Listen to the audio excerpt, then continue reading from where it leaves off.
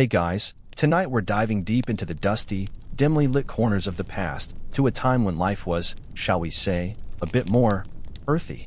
Imagine, if you will, the flickering firelight on rough-hewn walls, the chill seeping through cracks in the wattle and daub, and the pervasive scent of wood smoke, unwashed wool, and maybe a hint of something fermenting in the corner.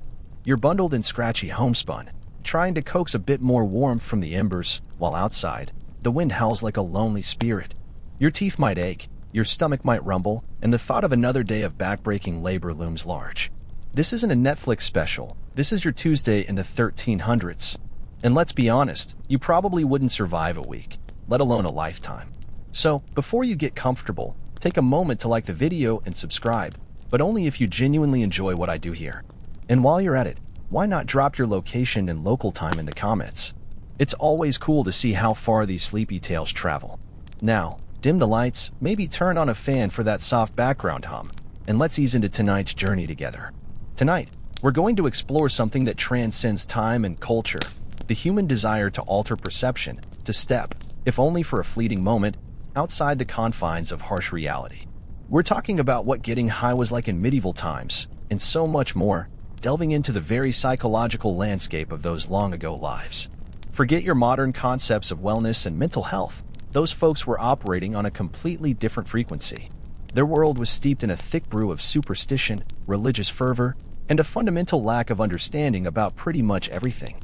Disease was a punishment from God, or the work of mischievous sprites. The weather was a capricious deity. And your future? Well, that was largely decided by where you were born and who your father was. So, how did one cope with such a relentless grind, with an existence that offered little in the way of comfort and much in the way of discomfort? Your medieval mind, you see, was a complex tapestry woven with fear, faith, and a pragmatic acceptance of fate. Daily life was brutally physical. You toiled in the fields, or you crafted goods, or you served a lord. There was little leisure, and certainly no concept of self-care beyond perhaps a brief respite from a fever. Stress wasn't a word, it was just life. And that constant gnawing anxiety, that low-level hum of dread, must have been a powerful motivator for seeking any form of escape. Consider the pervasive nature of death, for instance. It wasn't some distant, abstract concept. Death was a constant companion. Your children might not survive infancy. Your spouse might succumb to a simple fever. The plague could sweep through your village, wiping out half the population in a matter of weeks. This proximity to mortality surely shaped a different kind of psyche, one that perhaps embraced the present moment with a desperate intensity, or conversely, sought solace in the promise of an afterlife, or perhaps in the fleeting oblivion offered by certain substances. Historians still argue whether this constant threat fostered a deeper spirituality or a more fatalistic outlook. The medieval emotional spectrum, as far as we can gather from limited sources, seems to have been less nuanced than our own. Joy was often expressed through raucous feasting and celebration, a release valve for pent-up stress. Grief was raw and public. Anger could erupt into swift, brutal violence. But what about the more subtle shades of feeling? Were medieval people prone to depression as we understand it? It's hard to say definitively, as their frameworks for understanding mental states were so different. Melancholia, a concept rooted in the ancient humoral theory, was recognized as an imbalance, but not necessarily a mental illness in the modern sense. You might be dosed with a concoction of herbs to rebalance your humors, not sent to a therapist. This fundamental difference in understanding the self and its internal workings meant that avenues for psychological comfort were often sought outside the realm of what we consider modern medicine. This brings us neatly to the ways they might have eased their minds. So, with that backdrop of gritty existence and a very different understanding of the mind, it's no surprise that medieval people turned to what was readily available around them: nature. Specifically, they looked to the vast, often mysterious world of herbal lore and folk remedies. This wasn't just about curing a cough or setting a bone. It was about influencing the body's internal state, and sometimes the mind's. You see, every village, every manor, had its local wise woman, its cunning man, its resident healer who understood the subtle, and sometimes not so subtle, powers of plants. Imagine you're feeling a deep melancholy, what they might have called a sadness of the humors. You wouldn't reach for a prescription, you'd likely seek out someone who could gather the right combination of herbs. Perhaps they'd suggest skullcap for calming the nerves, or St. John's wort, which, surprisingly, has a long history of use for what we now understand as depressive symptoms, though its full properties were, of course, unknown to them. They just knew it lifted the spirits. They didn't have double-blind studies, just generations of observed effects and passed-down knowledge. One common practice involved sleeping drafts. Life was tough, sleep was precious, and if you were plagued by anxieties or pain, a deep sleep was a welcome escape. These drafts often contained ingredients like poppy, a potent source of opium, or hemlock, which, while famously poisonous in large doses, could induce a profound, if risky, state of unconsciousness in smaller, carefully measured amounts. Think about that for a moment. Trusting a concoction made from a plant that could literally kill you, all in the pursuit of a few hours of oblivion. It speaks volumes about the desperation for relief. Beyond simple sleep, there was the quest for relief from pain, which was a constant companion for most. A bad tooth, a festering wound, the aches of hard labor. These weren't minor inconveniences, they were debilitating. So, people ingested or applied anything that promised to dull the sharp edges of agony. Mugwort, for instance, was widely used as a painkiller and sedative. It was also believed to induce vivid dreams, making it a favorite for those seeking visions or prophetic insights. You might chew on a bit of mugwort, hoping for a painless night and perhaps a glimpse of the future in your slumbers. But it wasn't all about direct ingestion. Fumigation was another common method. Imagine the village healer burning certain herbs, creating a thick, aromatic smoke. You'd inhale it, perhaps in a confined space, allowing the compounds to enter your lungs and bloodstream. Hemp, of course, was one of these, often burned for its calming properties. It wasn't just for making rope, you know. Another rather quirky tidbit is the use of henbane in these fumigations. Henbane is a seriously psychoactive plant, part of the nightshade family, known to cause delirium, hallucinations, and a sensation of flying. You can imagine why it was associated with witchcraft and magical flights. One minute you're inhaling some smoke, the next you might be convinced you're soaring over the rooftops, perhaps on a broomstick, if you were feeling particularly imaginative. Now, while much of this knowledge was empirical, based on trial and error over centuries, it was also deeply intertwined with magical and spiritual beliefs. The plant wasn't just a chemical compound, it had a spirit, an essence. Its power might depend on when it was gathered, under a full moon, or at dawn on a specific saint's day. Prayers might be recited over it, charms might be whispered. This wasn't pharmacy, this was ethnobotany meets folk magic. Historians still argue whether the perceived effects of some of these less potent herbs were truly physiological or largely psychosomatic, driven by belief and expectation. Did the patient feel better because the herb truly helped, or because they believed it would? Likely, it was a blend of both. But one thing is clear. The medieval mind, constantly seeking explanation and solace, found a powerful, if sometimes perilous, ally in the plant kingdom. From the humble village healer's cottage, we now turn our gaze to the grand, imposing structures that dotted the medieval landscape, the monasteries. These weren't just places of prayer and contemplation. They were often centers of learning, agriculture, and, crucially for our story, brewing. Yes, we're talking about monastic brews and mystical states. While the common folk were experimenting with their mugwort and hemp, the monks and nuns, in their own quiet way, were perfecting the art of fermentation, often with profound, albeit unintended, consequences for their spiritual practices. Think about it. Who had the time, resources, and often the literacy to systematically cultivate herbs, experiment with different yeasts, and keep meticulous records of their results? The monasteries, of course. They were self-sufficient communities, and part of that self-sufficiency involved producing their own food and drink. Beer, wine, and various herbal elixirs were staples, not just for sustenance, but often for their perceived medicinal properties. A surprising number of medieval monastic texts detail recipes for aqua vitae, water of life, essentially distilled alcohol, or various cordials meant to invigorate the body and mind. Now, while the primary aim of monastic brewing was nourishment and perhaps a bit of cheer, the sheer volume and potency of some of these beverages could easily lead to altered states. Imagine a monk, after a day of arduous labor and prayer, settling down with a substantial tankard of strong ale. Medieval beer wasn't the light lager you might find today. It was often thick, nutritious, and significantly more alcoholic, often brewed with a variety of local botanicals that could further enhance its effects. For a mind steeped in religious contemplation, even a moderate amount of alcohol could lower inhibitions, heighten emotional states, and perhaps even facilitate a sense of divine connection. Consider the role of fasting and asceticism within monastic life. Monks often subjected themselves to rigorous physical disciplines, including periods of extreme hunger and sleep deprivation. When combined with the consumption of potent fermented beverages, this could create a powerful cocktail for inducing visions or heightened spiritual experiences. A mind deprived and then suddenly introduced to a flood of alcohol might interpret the resulting disorienting sensations as direct messages from God or encounters with angels and demons. This wasn't necessarily a deliberate quest for intoxication, but rather an accepted side effect of a life lived on the edge of human endurance, with liquid sustenance as a vital component. One particularly quirky tidbit is the use of possets, warm milk curdled with ale or wine, often spiced with herbs.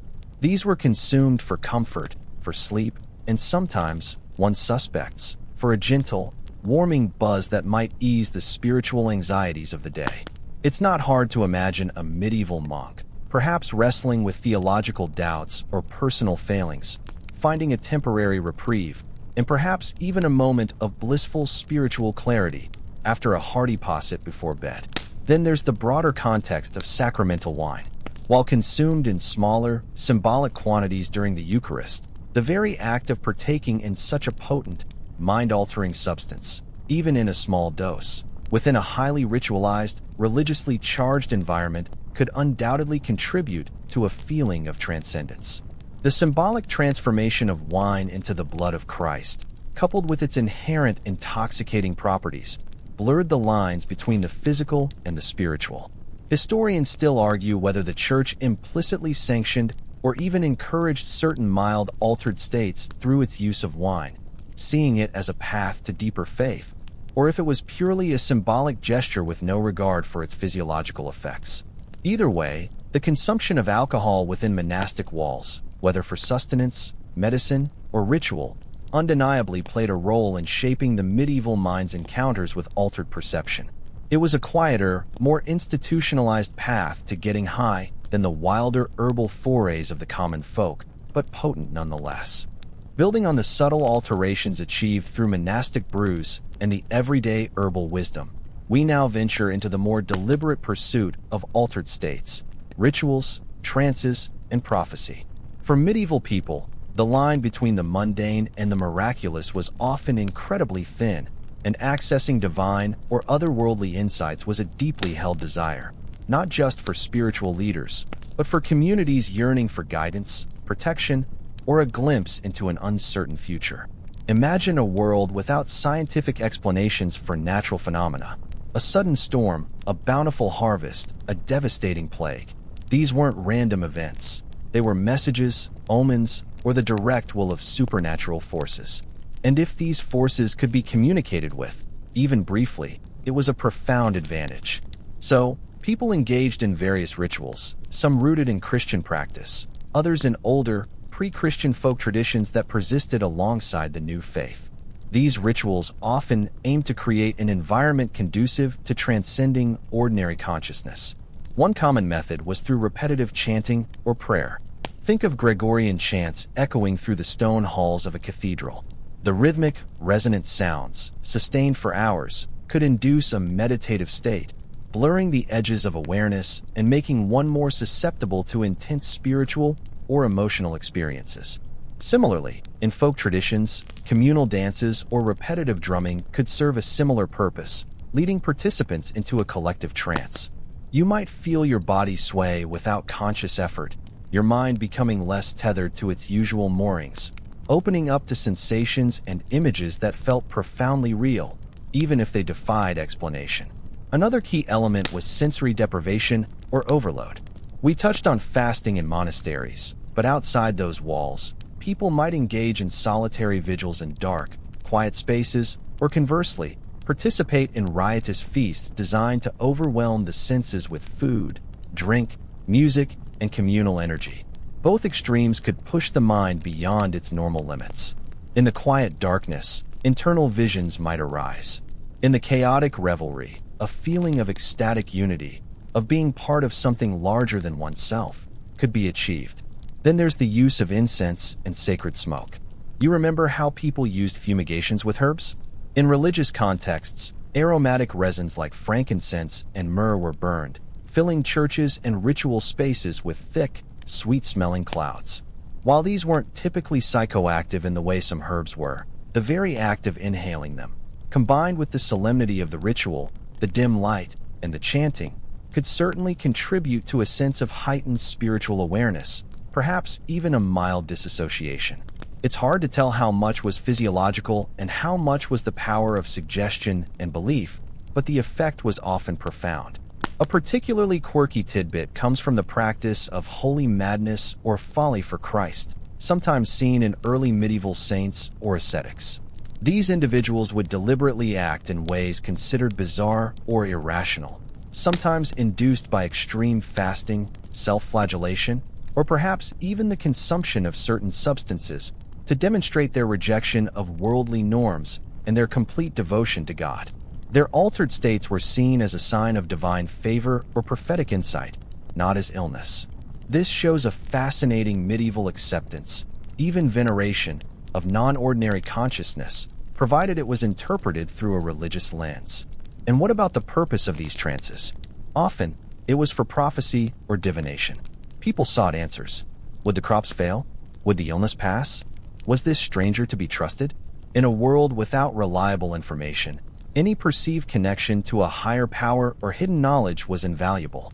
So, whether through prayer, communal ritual, or even the subtle effects of ingested substances, the medieval mind actively pursued states of altered consciousness, believing they offered a direct conduit to truths otherwise inaccessible.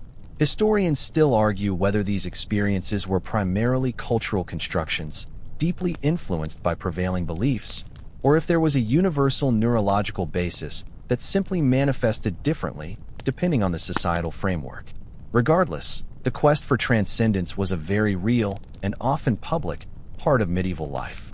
From the formal rituals of the church and the communal folk gatherings, our journey into medieval altered states now shifts to the shadowy, often misunderstood figures who operated on the fringes: witches, shamans, and entheogens. This is where the lines between medicine, magic, and mind-altering substances become truly blurred, often with terrifying consequences for those accused of dabbling in such forbidden arts. You see, in a world grappling with the unknown, certain individuals were believed to possess unique abilities to commune with the spirit world, heal inexplicable ailments, or even cast curses. These were often the wise women or cunning folk we mentioned earlier, but their practices, when viewed through the lens of emerging Christian dogma and societal fear, could quickly be reclassified as witchcraft. And a key component of their perceived power, whether real or imagined, often involved substances that altered perception. Consider the notion of the witch's flying ointment. This isn't just a fantastical story from fairy tales. There's a fascinating historical basis to it. Recipes for such ointments, found in old grimoires and historical accounts, often contained highly psychoactive plants from the deadly nightshade family: belladonna, henbane, and datura. These plants, when applied topically, often to mucous membranes or sensitive areas like the armpits or groin, could bypass the digestive system and deliver potent alkaloids directly into the bloodstream. The effects? Intense delirium, vivid hallucinations, sensations of levitation or shape-shifting, and a profound disassociation from the body. Imagine being a medieval person applying such an ointment. You might genuinely believe you were flying to a sabbat or transforming into an animal. The experience would feel utterly real, not just a dream. This explains why confessions during witch trials, often extracted under torture, contain such outlandish claims. The accused weren't necessarily lying. They might have genuinely experienced these hallucinatory flights, believing them to be tangible events. It's a chilling reminder of how easily internal experience could be misinterpreted as external reality, especially in a time ripe with supernatural belief. The connection to shamanism is profound here. While the term shaman isn't strictly medieval European, the underlying concept of a spiritual intermediary who enters altered states to communicate with spirits, heal, or gain knowledge existed in various forms across the continent long before and alongside Christianity. These practitioners often used plants or other methods to induce trance states. So, a medieval which could be seen as a distorted, demonized echo of an older shamanic tradition, with their use of psychoactive plants being a key link. A quirky tidbit. Some scholars suggest that certain aspects of the witch stereotype, like the broomstick, might even relate to the method of applying these ointments. If the ointment was applied to a stick and then absorbed through the perineal region, it could create sensations that, combined with the hallucinogenic properties, might well lead to visions of flying on a magical implement. It's a rather crude, but potentially effective, delivery system for potent compounds. The term entheogen, which means generating the divine within, is a modern anthropological term for substances that induce spiritual or mystical experiences. While medieval people didn't use this word, they certainly used plants in this way. For them, the altered state wasn't just a trip, it was often a profound encounter with the sacred or the demonic. Whether it was the suspected use of ergot in ancient mysteries or the documented use of nightshades in folk magic, the belief was that these plants opened a doorway to another realm. Historians still argue fiercely over the extent to which these specific psychoactive plants were widely known and utilized for their hallucinogenic properties among the general populace versus being confined to isolated pockets of practitioners. But the evidence suggests a persistent, if often clandestine, tradition of exploring consciousness through botanical means. Having explored the often hidden world of witches and their botanical aids, let's pivot to a plant whose influence stretched across millennia, touching countless lives, often in surprising ways. The opium poppy's ancient reach. This unassuming flower, with its delicate petals and bulbous seed pod, holds within it a powerful secret. A milky latex that has been harvested for its pain-relieving and mind-altering properties since antiquity. And its journey into medieval Europe and Asia is a long, winding tale. You see, the opium poppy, Papaver somniferum, isn't some late discovery. Evidence of its use dates back to at least 3400 BC in Mesopotamia, where the Sumerians called it Hulgil, the joy plant. From there, its knowledge and cultivation spread.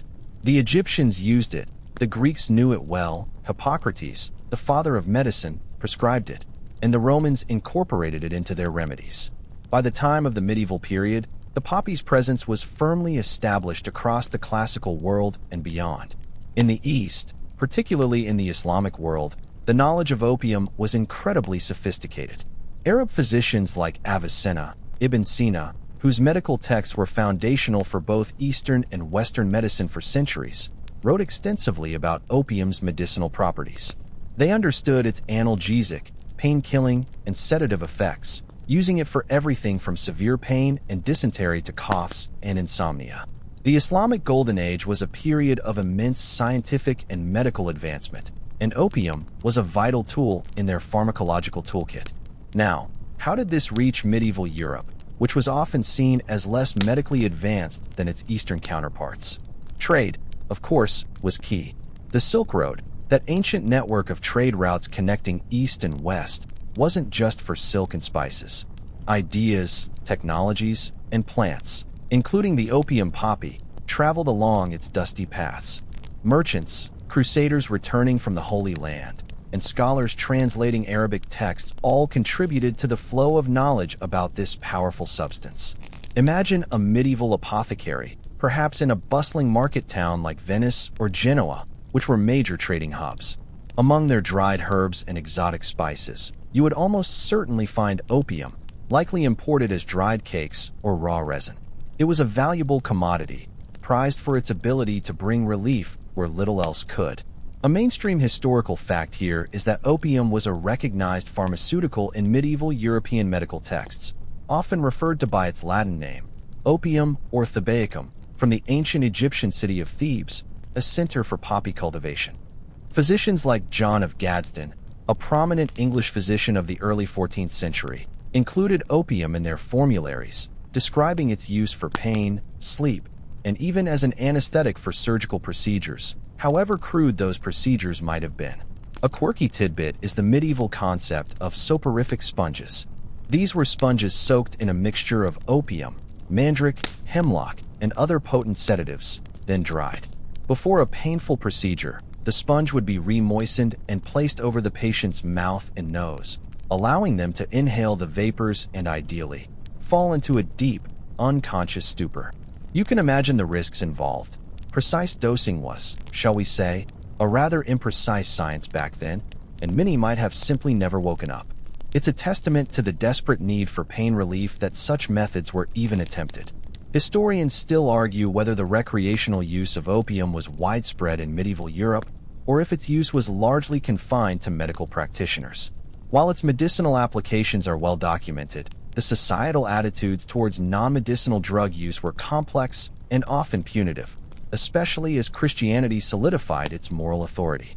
However, the sheer availability and known effects of opium make it highly probable that some individuals, beyond the strictly medical context, discovered its powerful capacity for altering perception and escaping the miseries of daily life. The joy plant indeed offered a profound, if temporary, respite. From the ancient, widespread reach of the opium poppy, let's now shift our focus to another ubiquitous plant, one that spun threads into cloth as readily as it eased troubled minds: cannabis across continents. When you hear cannabis, your mind might jump to modern dispensaries or counterculture movements, but its story is far, far older, woven into the very fabric of medieval life in ways that might surprise you. You see, hemp, which is the non-psychoactive variety of the cannabis sativa plant, was an agricultural powerhouse. Its fibers were essential for ropes, sails, sturdy clothing, and even paper. So, cannabis in its various forms was grown widely across Europe, Asia, and Africa throughout the medieval period. This widespread cultivation meant that the plant, in all its iterations, was familiar to almost everyone, from peasant farmers to powerful lords. But beyond its industrial uses, the psychoactive properties of cannabis were also known, albeit often subtly, and without the scientific understanding we have today. The plant contains cannabinoids, like THC, which interact with the body's endocannabinoid system, leading to its characteristic effects. While the potency of medieval cannabis might have varied wildly depending on climate, cultivation methods, and specific strains, it's highly unlikely that its mind-altering potential went entirely unnoticed. In the Middle East and parts of Asia, the use of cannabis for recreational and medicinal purposes was more overtly documented. Hashish, a concentrated form of cannabis resin, was known and consumed, particularly in the Islamic world. Accounts from travelers and scholars describe its use for euphoria, relaxation, and sometimes for philosophical or mystical introspection. The famous, or infamous, Tales of the Assassins, from the Arabic hashishin, referring to hashish users, often involved them allegedly consuming hashish to steel themselves for missions or to experience visions of paradise, though historians still debate the accuracy of these sensationalized accounts. Nevertheless, it illustrates the strong cultural association of cannabis with altered states in that region. When it comes to Europe, the evidence is a little more fragmented and often less explicit about recreational use. However, its medicinal application is clearer. Cannabis was listed in herbal remedies for various ailments, including pain relief, insomnia, and even to ease childbirth. Imagine a medieval woman, enduring the excruciating pains of labor, being given a decoction or fumigation of cannabis to lessen her suffering. It wasn't about getting high in a modern sense, but about practical, if rudimentary, pain management. A mainstream historical fact is that cannabis seeds and pollen have been found in archaeological digs across medieval Europe, indicating widespread presence and use, even if the exact purpose wasn't always recorded. For instance, in England, hemp cultivation was common, and its medicinal uses are mentioned in some herbals. A quirky tidbit: some scholars suggest that the use of cannabis might have played a role in certain folk magic practices, particularly those involving divinatory dreams. Just as mugwort was believed to induce vivid dreams, some strains of cannabis could have similar effects, leading people to believe they were receiving messages from spirits or prophecies in their sleep. You might, after a tiring day of threshing hemp, smoke a bit of the flowering top before bed, hoping for a dream that reveals where your lost sheep wandered off to, or perhaps a lottery number. Except, of course, there were no lotteries. Historians still argue whether the lack of explicit European texts discussing recreational cannabis use means it was simply rare, or if it was a clandestine activity, perhaps suppressed by the church, and therefore not openly documented. It's plausible that people stumbled upon its psychoactive effects and used it discreetly, perhaps as part of folk remedies for anxiety or simple boredom, without it ever being formalized in medical texts or moral condemnations. The plant was everywhere. Its properties were known to some extent, and the human desire for altered states is timeless. It's hard to imagine that such a readily available plant, with its undeniable effects, was entirely ignored for purposes beyond rope-making. From the calming embrace of cannabis, we now turn to a far more sinister botanical phenomenon, one that plunged entire communities into terrifying, involuntary altered states: ergot and the dancing plagues. This isn't a story of deliberate ingestion for pleasure or ritual. It's a tale of accidental poisoning, mass hysteria, and a potent fungal contaminant that mimicked demonic possession. Imagine the staple of the medieval diet, bread. Made primarily from rye, sometimes wheat, it was the very staff of life. But what if that staff, instead of nourishing you, slowly, insidiously, drove you to madness? That's precisely what happened when people consumed grain contaminated with ergot, a fungus, Claviceps purpurea, that grows on rye and other cereals, especially in damp conditions. Ergot contains a cocktail of psychoactive alkaloids, including compounds related to LSD. When ingested, these alkaloids can cause a horrific array of symptoms, collectively known as ergotism, or in medieval times, often called St. Anthony's fire. The symptoms were twofold: gangrenous ergotism, which caused a terrifying constriction of blood vessels leading to burning pain, gangrene, and the eventual loss of limbs, and convulsive ergotism, which is particularly relevant to our discussion of altered states. Convulsive ergotism manifested as violent, painful muscle spasms, tremors, vomiting, diarrhea, and, most chillingly, hallucinations, delirium, and manic psychoses. Imagine your neighbors, normally sober and devout, suddenly writhing uncontrollably, screaming about visions of demons, dancing wildly, or speaking in tongues, their bodies contorted in agony. It would have been utterly terrifying and profoundly baffling. This phenomenon is strongly linked to the medieval dancing manias, or dancing plagues, the most famous of which occurred in Strasbourg in 1518, where hundreds of people danced uncontrollably for days, some to their deaths, seemingly without reason. While modern historians debate the sole cause of these events, some attributing them to mass psychological hysteria triggered by stress and superstition, the role of ergot poisoning is a widely accepted contributing factor. You can easily see how a community, witnessing such bizarre and uncontrolled behavior, would attribute it to divine punishment, demonic possession, or the work of witches. A mainstream historical fact is that ergotism was a significant public health problem throughout the Middle Ages, often flaring up during periods of famine or poor harvests when contaminated grain was more likely to be consumed. Its effects were so devastating that monasteries, particularly those dedicated to St. Anthony, specialized in treating its victims, though their methods were often more palliative than curative. A quirky tidbit: the vivid hallucinations and sensations of crawling insects that victims of convulsive ergotism experienced may have fueled some of the medieval beliefs about demons and impish creatures tormenting people. When your own body and mind betray you in such a dramatic fashion, and you have no scientific explanation, supernatural forces become the most logical or terrifying explanation. You might truly believe a tiny devil was burrowing under your skin, or that you were communing with otherworldly entities, as your mind was being forcibly rewritten by fungal toxins. Historians still argue about the extent to which ergotism directly caused specific historical events, like the Salem witch trials in the 17th century, though chronologically beyond our medieval scope.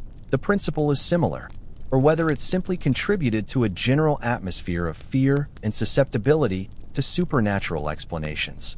What is undeniable is that ergot provided a horrific, involuntary, and widespread high in medieval society, one that tore at the fabric of sanity and left lasting scars, both physical and psychological, on those who consumed it. It stands as a stark reminder that not all altered states were sought. Some were thrust upon people by the silent, insidious power of nature. From the terrifying, accidental highs of Urgot, we now delve into another natural source of altered states, one shrouded in even more mystery and folklore: mushrooms of lore and legend. Unlike the poppy or cannabis, whose uses were relatively widespread and documented, the role of psychoactive fungi in medieval Europe is much more speculative, whispered about in folk tales, hinted at in iconography, and debated fiercely by scholars. You see, the medieval landscape was rich with fungi, and while many mushrooms were recognized as edible or poisonous, some, with their strange forms and sudden appearance after rain, were imbued with magical properties. The concept of fairy rings formed by mushrooms, for instance, spoke to a belief that they were gateways to other realms, places where spirits danced and magic unfolded. When we talk about psychoactive mushrooms in a European context, the most commonly referenced and debated candidate is the Amanita muscaria, or fly agaric. This iconic red and white spotted mushroom is instantly recognizable, appearing in everything from children's books to Christmas decorations. It's known to contain psychoactive compounds like muscimol and ibotenic acid, which can induce states of altered perception, euphoria, dizziness, muscle twitching, and even hallucinations. However, unlike the carefully cultivated poppy or hemp, the fly agaric is notoriously unpredictable in its effects and can be toxic if not prepared correctly. This unpredictability, combined with its striking appearance, likely contributed to its legendary status rather than widespread recreational use. Imagine foraging in the woods, finding this vibrant, almost cartoonish mushroom. Its very appearance screams, not ordinary. You wouldn't just pop it in your stew. So, how might medieval people have interacted with these mushrooms? It's highly unlikely that there was a systematic, widespread mushroom culture in medieval Europe as might have existed in some ancient shamanic traditions or later in Siberia. Instead, any use would have been localized, clandestine, and probably steeped in highly superstitious practices. Perhaps a lone hermit or a reclusive village elder, seeking visions or divine insight, might experiment with them. The effects, being so profound and disorienting, would have been interpreted through the lens of their existing belief system, as encounters with fairies, demons, or angels. A quirky tidbit that fuels some of the speculation involves the berserkers of Norse legend. Though technically pre-medieval, their stories influenced later periods. These fierce warriors were said to go into a frenzy before battle, becoming immune to pain and filled with superhuman strength. Some theories suggest they achieved this state by ingesting Amanita muscaria, though direct evidence is lacking. The effects of this mushroom, including heightened energy and reduced perception of pain, certainly align with the descriptions of berserker rages. You might envision a warrior chewing on a bit of dried fly agaric, not to get high in a recreational sense, but to enter a battle trance, a state of fearless, wild abandon. A mainstream historical fact is that many medieval herbals and botanical texts did not explicitly detail the psychoactive properties of mushrooms like Amanita muscaria, beyond classifying them as poisonous or simply not edible. This absence is often cited by those who argue against widespread use, suggesting that if it were common, it would be noted. Historians still argue whether the apparent lack of textual evidence for widespread psychoactive mushroom use in medieval Europe reflects a genuine absence, or rather a deliberate suppression and demonization by the Church, which would have viewed such practices as pagan and heretical. If a villager was caught experimenting with such fungi, their visions could easily be condemned as communion with the devil, leading to dire consequences. So, while the direct evidence is scarce, the legends, the inherent properties of the mushrooms, and the human propensity for seeking altered states suggest a fascinating, if shadowy, undercurrent of interaction with these mystical fungi. From the elusive, mystical mushrooms, we now turn our attention to a plant whose beauty belies its deadly power, a true femme fatale of the medieval herbal world, belladonna's dark allure. This is no gentle sedative. This is a plant with a reputation for causing profound, often terrifying, alterations of consciousness, sometimes with fatal consequences. Belladonna, or deadly nightshade, Atropa belladonna, is a striking plant with dark green leaves, bell-shaped purple flowers, and glossy black berries that look deceptively inviting. But every part of it is highly toxic, containing tropane alkaloids like atropine, scopolamine, and hyoscyamine. These compounds are potent anticholinergics, meaning they block certain neurotransmitters in the brain, leading to a cascade of physiological and psychological effects. Imagine the medieval mind encountering such a plant. They wouldn't understand the pharmacology, but they would certainly understand its effects. Ingesting belladonna could lead to dilated pupils, hence belladonna, Italian for beautiful lady, as it was used cosmetically to enlarge pupils, giving a wide-eyed, alluring look, blurred vision, rapid heart rate, dry mouth, extreme delirium, vivid and terrifying hallucinations, and ultimately, respiratory failure and death.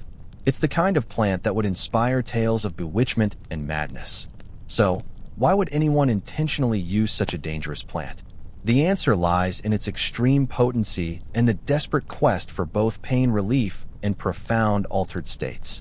In very small, carefully controlled, though often imprecise, doses, belladonna could be used as an anesthetic or a sedative. Its ability to dilate pupils was indeed exploited by women to appear more beautiful, perhaps unaware of the broader systemic effects. However, its more notorious use was likely in the realm of folk magic and witchcraft, as we briefly touched upon earlier. The hallucinations induced by belladonna were not gentle dreams. They were often vivid, realistic, and terrifying. Imagine experiencing intense visual and auditory hallucinations, perhaps believing you're flying, or encountering strange creatures, or being tormented by unseen forces. To a medieval person, these would be undeniable encounters with the supernatural, either demonic or divine, depending on their interpretation and context. A mainstream historical fact is that belladonna was a known poison and medicinal plant in medieval European oibles, often listed with dire warnings about its toxicity, but also with instructions for its cautious use and remedies. Physicians knew it could be used as a powerful analgesic or antispasmodic, but its narrow therapeutic window meant it was always handled with extreme caution. A quirky tidbit is the theory that belladonna, along with other nightshade plants, was a key ingredient in the infamous flying ointments associated with witches. When applied topically, especially to mucous membranes or areas with good blood circulation, the psychoactive alkaloids could be absorbed, leading to sensations of lightness, disembodiment, and the vivid hallucinations of flight or shape-shifting. It's a chilling thought. A medieval woman applying a concoction to her skin, perhaps believing it would allow her to commune with spirits, and instead being plunged into a nightmarish, hallucinatory reality, all while her body experienced alarming physiological distress. You'd certainly believe you were meeting the devil if your heart was racing, your mouth was dry, and demons were dancing at the foot of your bed. Historians still argue about the true extent of belladonna's use in medieval folk magic versus its documented medicinal applications. Was it a widely used hallucinogen, or primarily a deadly poison occasionally misapplied? What is clear is that this plant, with its potent psychoactive effects, played a significant, if often dark, role in the medieval imagination, blurring the lines between medicine, magic, and madness. Its allure was dangerous, but its ability to profoundly alter perception made it an undeniable force in the landscape of medieval consciousness. Stepping away from the overtly dangerous allure of belladonna, we delve into another plant steeped in medieval mystery and powerful folklore, mandrakes and medicinal magic. This isn't just about a plant. It's about a root that was believed to possess immense magical and medicinal powers, often associated with a human-like form and a terrifying shriek when pulled from the earth. The mandrake, Mandragora officinarum and related species, is a member of the nightshade family, just like belladonna, and it also contains those potent tropane alkaloids, atropine, scopolamine, and hyoscyamine. These compounds give it genuine pharmacological properties, including sedative, analgesic, pain-killing, and hallucinogenic effects. But in the medieval mind, its power was far more than chemical.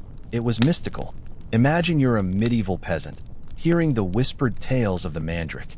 It was said to grow under gallows, nourished by the bodily fluids of hanged men, which only added to its sinister reputation. Its most striking feature, though, was its root, which often branched in a way that vaguely resembled a human figure, complete with limbs. This anthropomorphic shape fueled the belief that it was a living, sentient creature possessing a soul or a powerful spirit.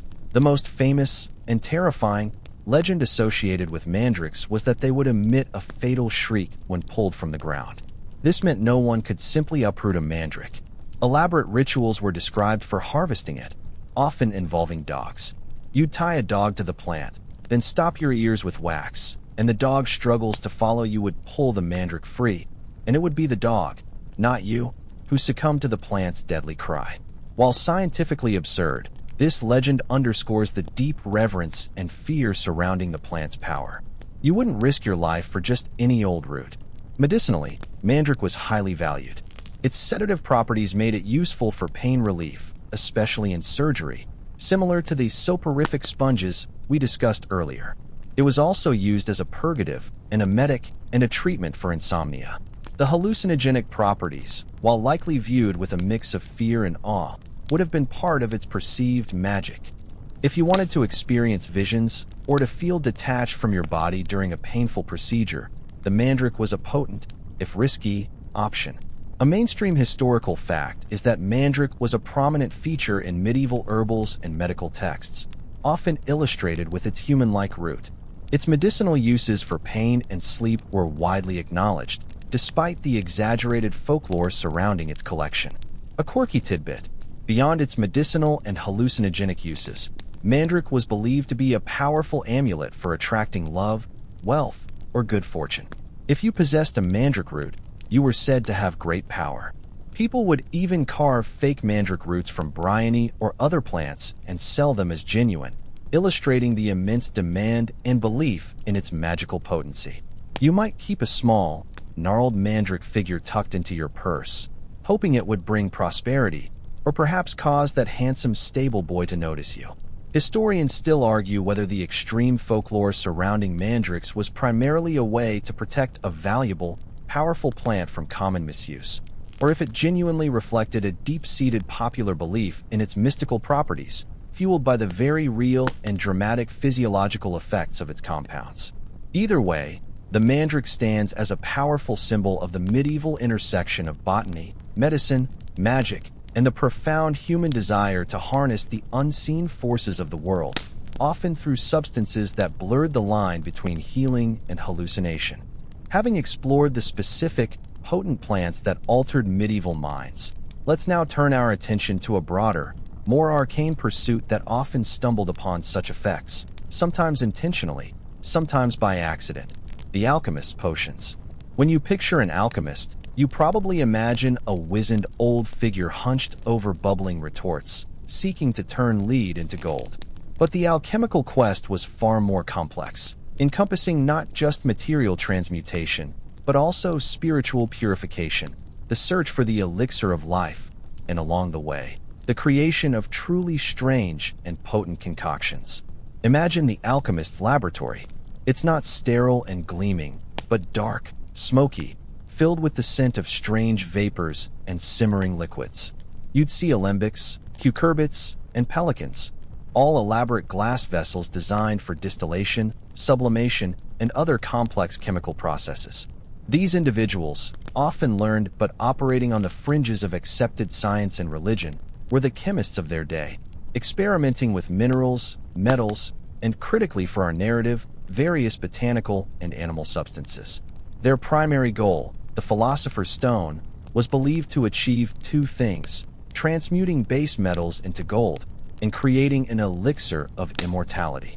The pursuit of this elixir often involved lengthy processes of distillation, fermentation, and combination of diverse ingredients. And it's in this process that psychoactive compounds could easily emerge, either as desired effects or as unexpected side effects. Consider the alchemist's fascination with mercury and sulfur, key components in their theories.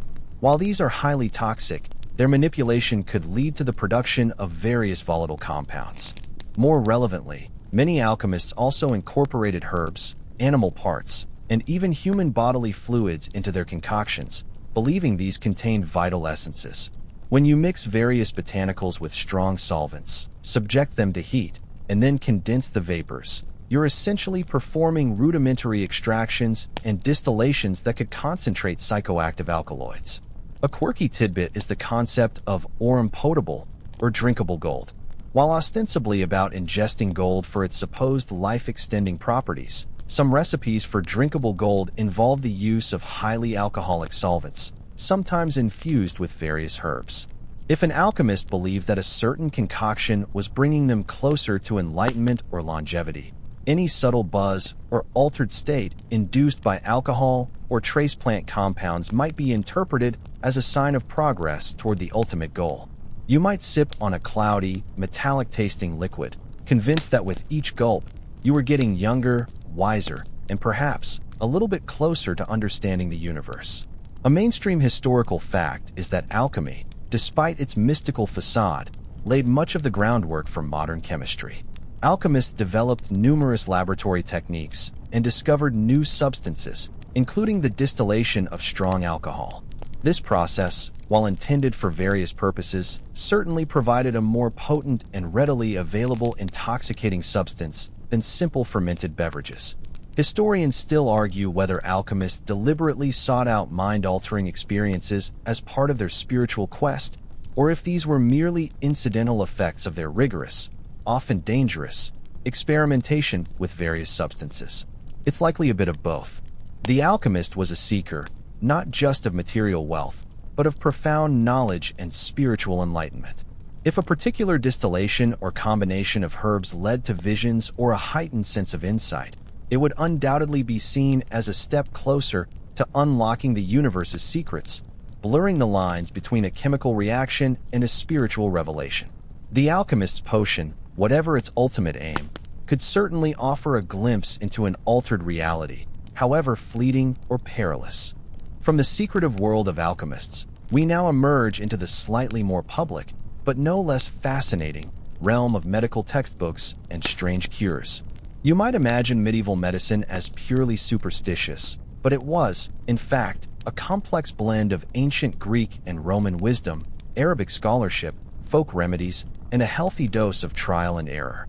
And within these weighty tomes, you find prescriptions for ailments that often involved ingredients designed to profoundly affect the patient's state of mind.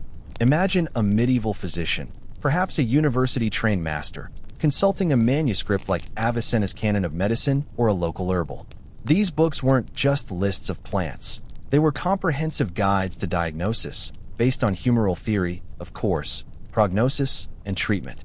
And when a patient presented with symptoms of pain, insomnia, anxiety, or even what we might now call mental illness, the physician's toolkit included compounds that, by modern standards, would be considered mind-altering. We've already touched on opium and mandrake, both consistently appearing in these texts as powerful analgesics and sedatives. They were the heavy hitters, the last resort for severe pain or to induce surgical anesthesia. But the medieval pharmacopoeia was far broader and often stranger. You'd find recipes calling for ingredients that make you blink in disbelief. For instance, consider the practice of trepanning, drilling a hole in the skull to release evil spirits or pressure. While not a cure for altered states, it was certainly a response to severe mental distress.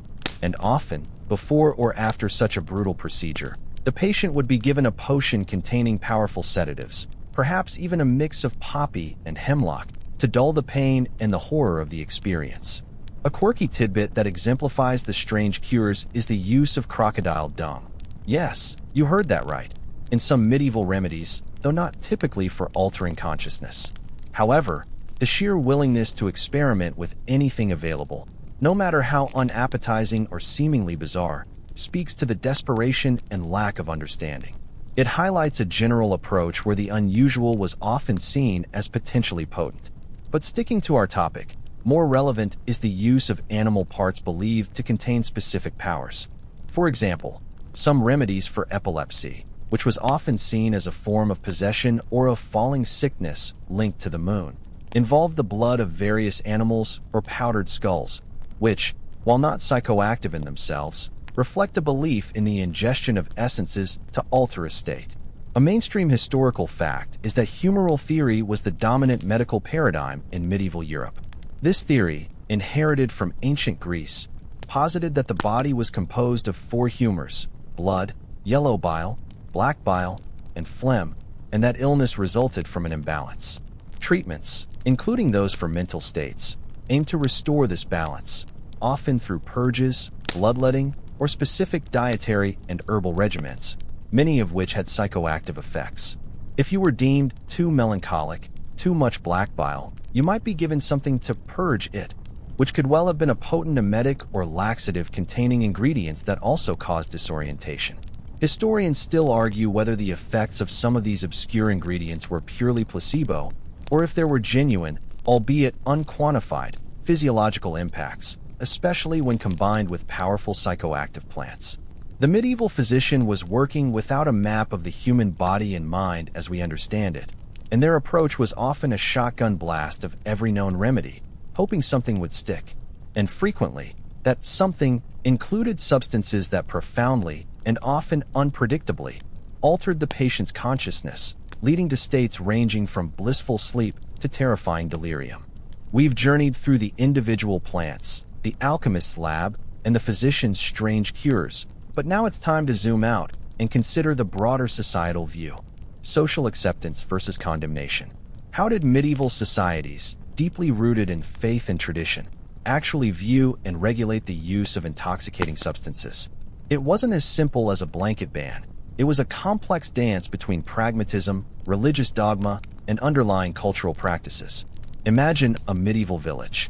Life is communal, tightly knit, and heavily influenced by the church. Public order is paramount. So, while certain substances might have been used for medicinal or even ritualistic purposes, outright public intoxication or the use of substances for purely recreational, disruptive purposes was generally frowned upon. Drunkenness, especially, was seen as a sin, leading to sloth, lechery, and violence. Think of sermons delivered from the pulpit condemning excess and urging temperance. However, there was a significant distinction drawn between the use of naturally occurring substances as medicine or for perceived spiritual benefit and their abuse. For instance, wine and ale were staples of the diet, consumed daily by nearly everyone, including children, as water was often unsafe. They were seen as food, as sources of energy, and even as aids to digestion. Moderate consumption was entirely acceptable, even encouraged. It was the excess that was condemned. So, while you might feel a pleasant buzz after a few tankards of ale, that was seen as a side effect of a necessary foodstuff, not as a deliberate act of getting high. The church's stance was particularly influential. While it condemned sorcery and anything seen as pagan, it also embraced certain elements of traditional healing if they could be Christianized. This created a gray area. A wise woman using herbs for healing might be tolerated, even respected, as long as her practices didn't overtly challenge Christian doctrine. But if her herbal remedies led to wild visions, or if she was perceived to be communing with spirits outside the sanctioned channels of prayer, then she risked being accused of witchcraft, with dire consequences. The same substance, applied in different contexts, could be seen as either medicine or malevolence. A mainstream historical fact is that sumptuary laws, designed to regulate consumption and prevent excess, were enacted throughout the Middle Ages, though they often focused on clothing and food rather than specific psychoactive substances beyond alcohol. These laws reflected a broader societal concern with maintaining order and discouraging behavior that could lead to social disruption or moral decay. A quirky tidbit is the concept of drunkards' cloaks or drunkards' barrels. In some areas, public shaming was a common punishment for habitual drunkenness. A person might be forced to wear a heavy, uncomfortable wooden barrel or a special cloak for a period, paraded through the streets as a deterrent. This illustrates society's active, if crude, attempts to control public intoxication and reinforce norms of sobriety. You definitely wouldn't want to be caught stumbling home from the tavern if you risked being fitted for one of those. Historians still argue whether the apparent lack of widespread condemnation of specific psychoactive plant use, beyond alcohol and, later, witchcraft associations, means that such use was rare, or if it was simply too ingrained in folk practice to be effectively policed or even fully understood by the authorities. It's plausible that many traditional uses simply flew under the radar of clerical and noble scrutiny, especially if they were localized and didn't cause widespread public disorder. The medieval period was a time of immense social control, yet paradoxically, also a time when vast areas of life, including deeply personal experiences with altered states, remained largely unlegislated and unregulated, existing in the quiet spaces between written law and daily custom. So, we've journeyed through the shadowy fields of medieval herbs, glimpsed into the alchemist's smoky lab, and peered into the medical texts of the time, all to understand how profoundly different the medieval experience of getting high truly was. As we ease out of this journey, let's consider the echoes in modernity. How do these ancient attitudes and practices surrounding altered states resonate with our present day? And what can they tell us about ourselves? Imagine, for a moment, the common thread.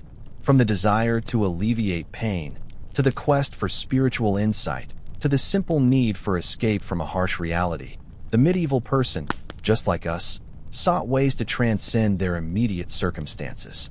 They used the tools available to them, the plants from the forest, the products of fermentation, and their own deeply held beliefs.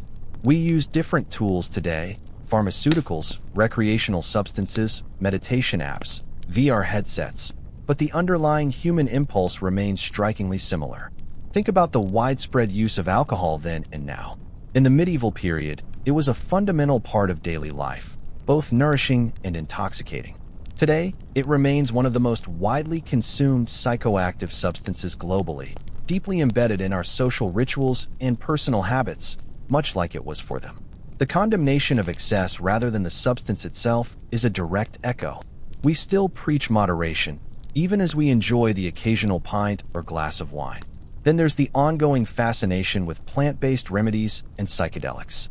While medieval folk weren't precisely microdosing psilocybin, their use of mugwort for dreams or belladonna in flying ointments speaks to an ancient, intuitive understanding that nature holds keys to altered consciousness.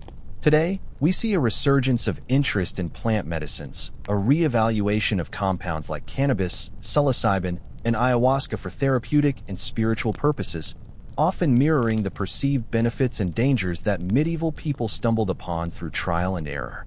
The only difference is, we now have MRI machines and neurochemistry to explain why something works, not just that it does. A mainstream historical fact that highlights this echo is how many modern pharmaceutical drugs have their origins in plants that were used in medieval times. Morphine from the poppy, atropine from belladonna, even aspirin's active compound, salicylic acid, found in willow bark, all were known, in their raw forms, to medieval healers who exploited their effects, albeit without understanding the underlying chemistry. It's a direct lineage of knowledge passed down through the centuries. A quirky tidbit that connects us to their struggles. The sheer daily discomfort of medieval life might have made any substance that offered even a temporary respite incredibly appealing. No painkillers, no anti-anxiety meds, no central heating. So, the willingness to risk belladonna's delirium or a mandrake's toxicity becomes a little more understandable.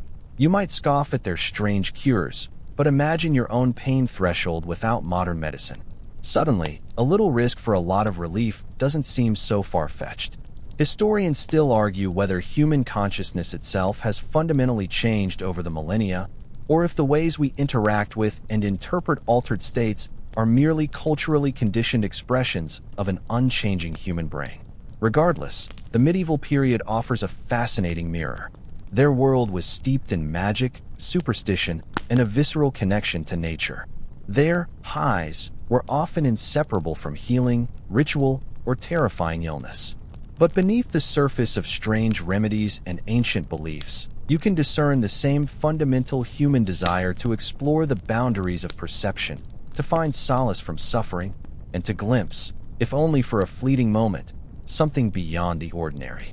The specific methods may have evolved, but the journey inward or outward, depending on your perspective, remains an enduring part of the human story.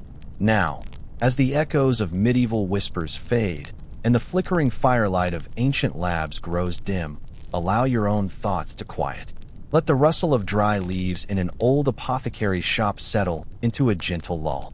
Feel the weight of the rough homespun blanket, not a source of discomfort, but of grounding warmth. The old world, with its strange concoctions and forgotten visions, is now just a distant hum, a faint echo in the quiet spaces of your mind. Drift with it, allow the thoughts to soften, the edges of the day to blur. Let the calm seep in, a quiet stillness descending like a gentle, cool fog over ancient fields. The journey is complete, the tale's told. All that remains now is the peace of your own quiet space and the promise of rest. End of script. Sweet dreams.